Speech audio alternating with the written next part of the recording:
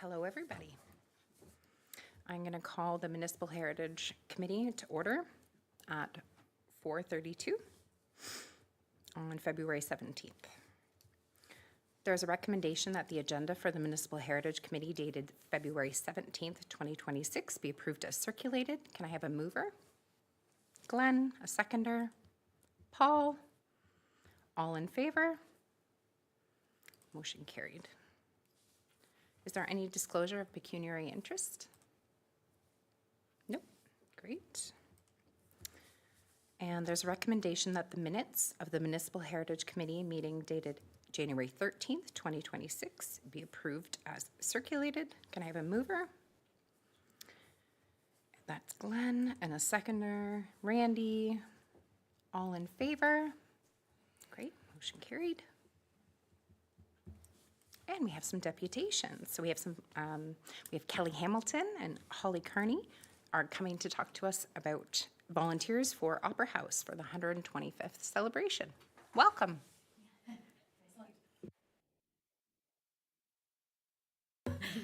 We're ready.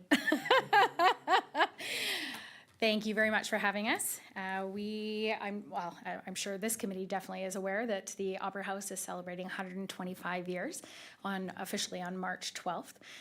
So in 1901, we were very fortunate to have this beautiful building come to life, rise out of the ashes. And we have been very hard at work trying to gather and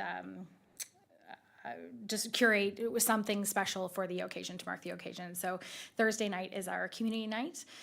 Friday night is our crash test dummies night. And Saturday is our Chantal Kreviazuk and Rain Maida night. So the community night on Thursday, Kelly and I have been working really hard to try and include as many people as possible, even down to sort of 3 minutes for everyone. Everyone's joking about the time limit and the hook that we'll have. But we came today to, first of all, thank the Municipal Heritage Committee for answering our emails when we have been looking out to find blueberry pie recipes from Sloan's, and get to the bottom of some of the rumors that pie was served at intermission at the Opera House. So far, we haven't found proof, but we have found lots of people who want the blueberry pie recipe. So if anybody knows, pie at intermission. Yeah, so that being said, we may take some creative license in that and go forward with blueberry tarts to mark the celebration in addition to a bunch of other things. Kelly can speak to a bit about what's happening with that celebration. I'll leave it to her in case I wasn't supposed to say anything because we haven't actually given a lot of details publicly. So this is kind of a, we'll see, it'll be a test to see who in the community is listening to this meeting. But our primary ask is to see if we can get some knowledgeable and friendly volunteers.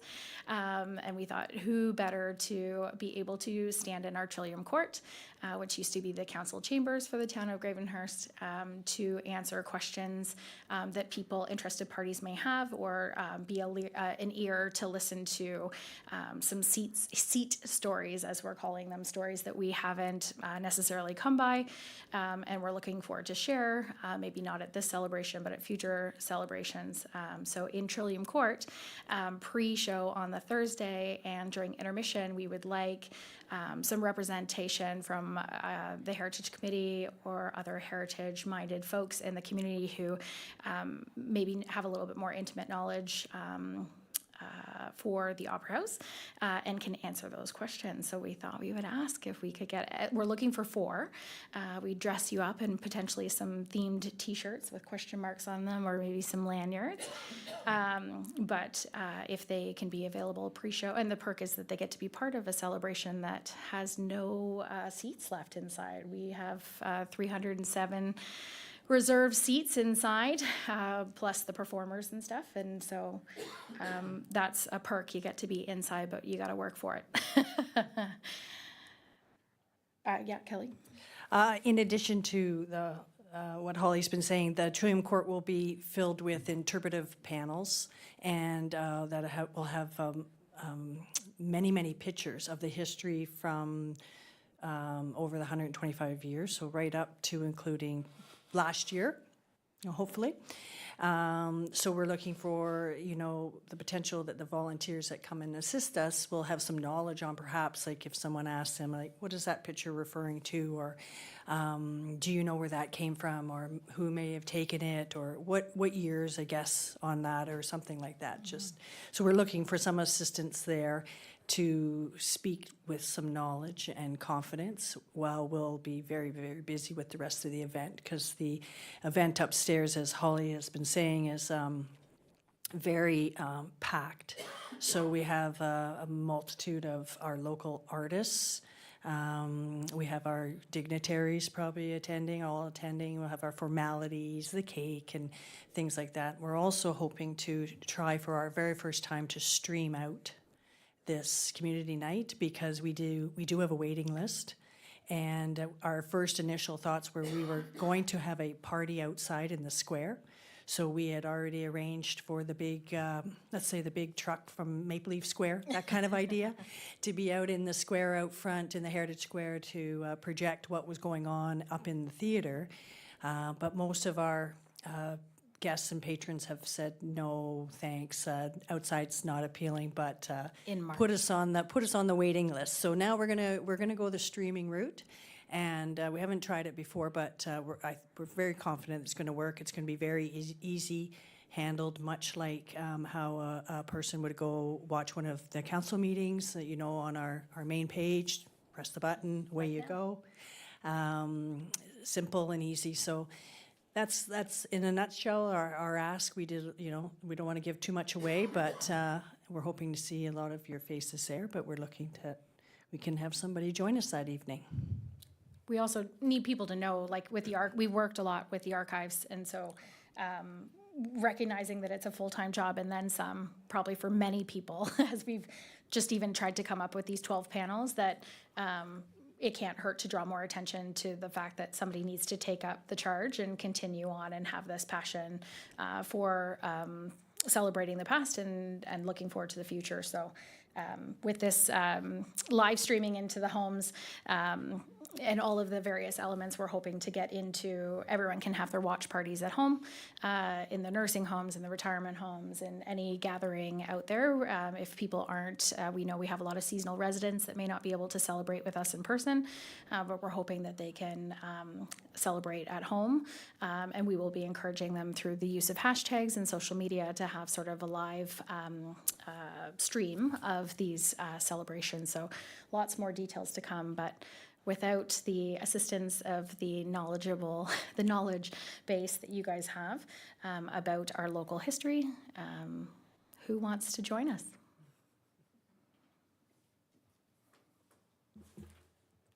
Thank you. I'm wondering if there are any members that have any questions for Kelly or Holly? Paul? Will you give us a cheat sheet or some, like a prior course in what we're supposed to be answering? Is the answer through the chair to Paul. Yes, we will have, like I said, it's been really hard to pin down what's going to be on these 12 panels. So we think we're just about there. So yeah, not a problem. We're trying to also highlight things that people maybe haven't heard before, but recognizing that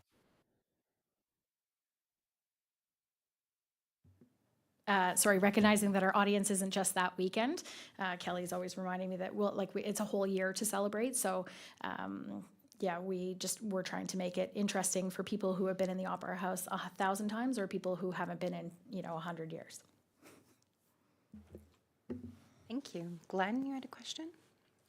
I'm just, maybe I missed it. What are the dates? What dates are you using for this celebration? It's through the chair to you. Sorry, Glenn.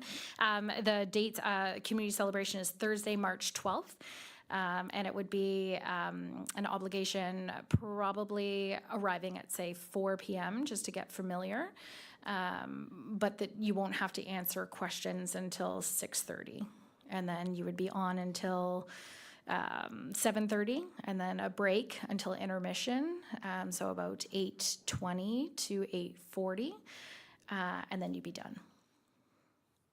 with the option, Kelly and I are still finalizing whether or not, it looks like it'll end in a bit of a social afterwards. So if you wanted to stick around, it couldn't hurt to hang out with us until 10. So the show would end at 9:30 if things go to time, and then you'd hang out with us until 10. Are there any other questions? No? Thank you so much for coming in and sharing that with us. And we'll get back to you and see if we have some volunteers that can come help you. That'd be wonderful. Thank you for coming in. I can ask. Is there anybody who's available that would like to commit today? I can put you guys on the spot right now if you want. They're going. I think most of us are going to check our calendars, and then we'll get back to you hopefully by the end of this week. Okay? Wonderful. Thanks for coming in. Thank you very much. All right, so we're going to move on to our working group reports. We're going to start with the Heritage Recognition Working Group. Mr. Glenn Silver.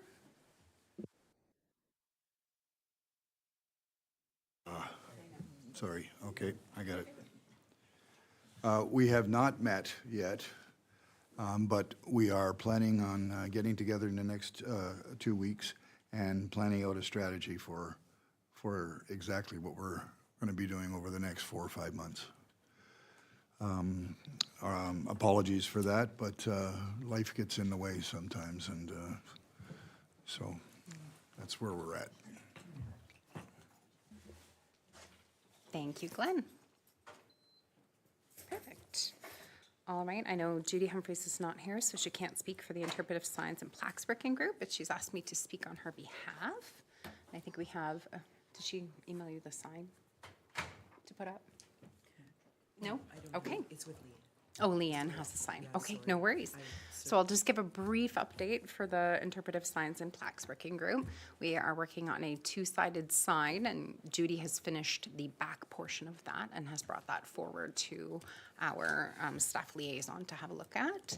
We are also doing research for the wharf walking tour, and we'll be working with Amy Taylor to go over where on the walking tour at the wharf that they would want signage. So we found quite a few possible sites with pictures and information that we're doing some research on. So we'll have that available once we meet with Amy Taylor, then we can bring that information forward of what signage we're thinking of so that the Heritage Committee can have a look at that.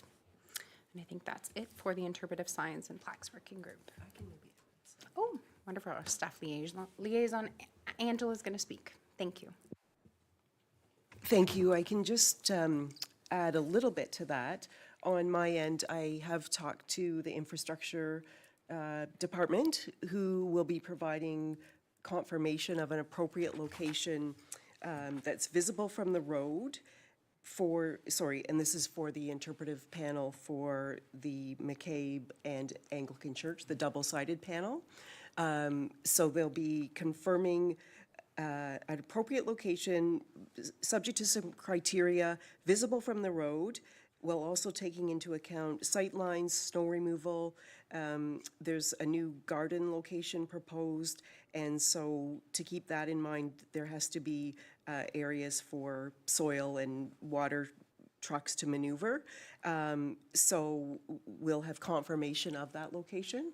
In addition, the marketing division has been working on those panels based on the information that has been provided by your working group. And just unfortunately, we're unable to have something in place to show today, just because last week was very busy with Winter Carnival prep. But with that said, I would suggest that things are in quite good shape for a spring installation. That's exciting. Wonderful. Paul was away, and we kind of put you in charge of the Doors Open Working Group, but I don't think you've met yet, have you? No, my group has not met. I apologize for not being here last meeting. I had been talking to Haley. I don't want to be the chair of this group. Okay. All right. Is I there? don't feel I can put in the effort to do it, so. Okay. We will maybe bring that when we have more members next week to see who can join. Maybe we'll send out an email about that. Thank you, Paul. All right, I don't think there's any other reports. There's no unfinished business. And under new business, Angela is going to speak about the municipal register. Thank you. Just wanting to remind committee, just going back to Bill 23, and originally that legislation was passed by the province stipulating that any listed properties on the municipal register had to be designated by, it was January 1st, 2025, or they would be removed from the register.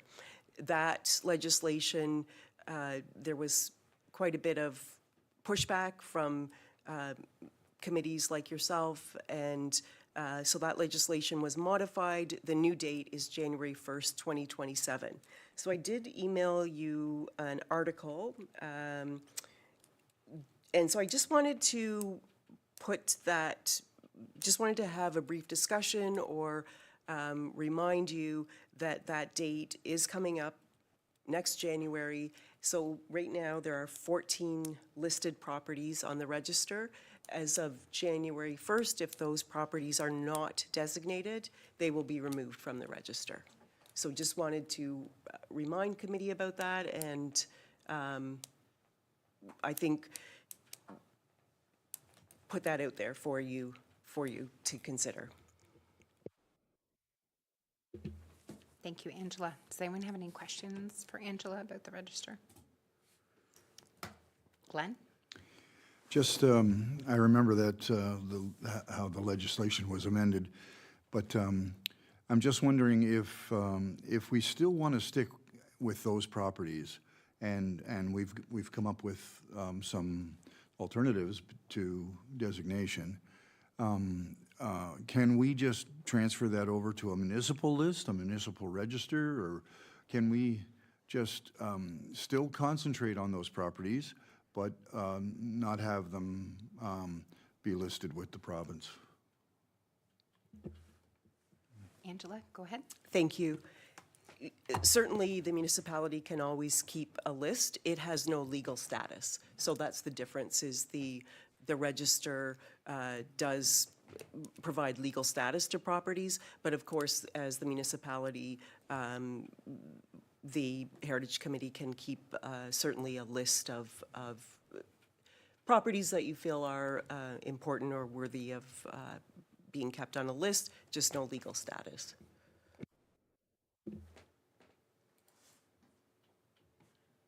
Thank you, Angela. Glenn? So, the alternatives that we've come up with require no legal status at all, other than the designation on the list. We have storyboards, we have plaques, we have a number of different things that we've come up with. The only one that needs legal status is the designation, and then that's still in place, correct?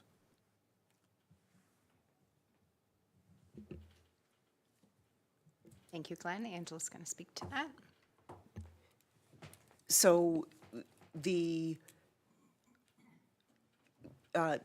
order to designate the property, if it isn't done by January 1st, then there would be the opportunity in the future, but not for 2 years, I believe it is, to then go through that process again.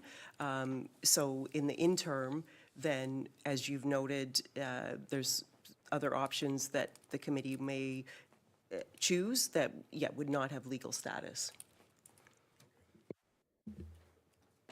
Thank you, Angela. Are there any other questions for Angela? No? Wonderful. Thank you. I believe Angela has another update. She has some news, the ACO news, to share with us. Thank you. So just, as you know, any correspondence that I receive related to Heritage, I typically forward on to the committee. Maybe sometimes you know that too well. Maybe I'm forwarding too much correspondence to you, but anything from heritage organizations such as the Ontario Heritage Trust, Community Heritage Ontario, and the Architectural Conservancy of Ontario. So that's the one that I just wanted to mention a couple of things. I believe I sent that on February 6th. And again, normally I just send those without any commentary, but there was 2 points in that particular correspondence that I thought were worth mentioning. So this week that we're in now is Heritage Week, started February 16th to the 22nd, and there are related events around the province. So I thought it's worth mentioning perhaps for next year, and given the timing of the Winter Carnival, that perhaps committee, and maybe a different committee at that time, it may be worthwhile to look at hosting an event or looking into something perhaps at the library or the Opera House during Winter Carnival, given that sort of timing. The other thing in that particular correspondence of interest is that the Heritage Conference has been confirmed to be June the 18th to 20th in Hamilton, and the theme for the conference is industrial heritage, and it was indicated that more information should be forthcoming, so I would say in the next couple of weeks. So just something to keep an eye out, and again, any correspondence that I get that's related, I'll forward on. Thank you, Angela. Are there any questions for Angela about updates? No? Okay. Is there anything else anyone wants to share? That was a very quick meeting, I guess. All right, so I need a motion to adjourn. Paul, a seconder. Glenn, all in favor? Motion carried. So our next meeting date is Tuesday, March the 10th at 4:30 here in the council chambers. Thanks, everybody.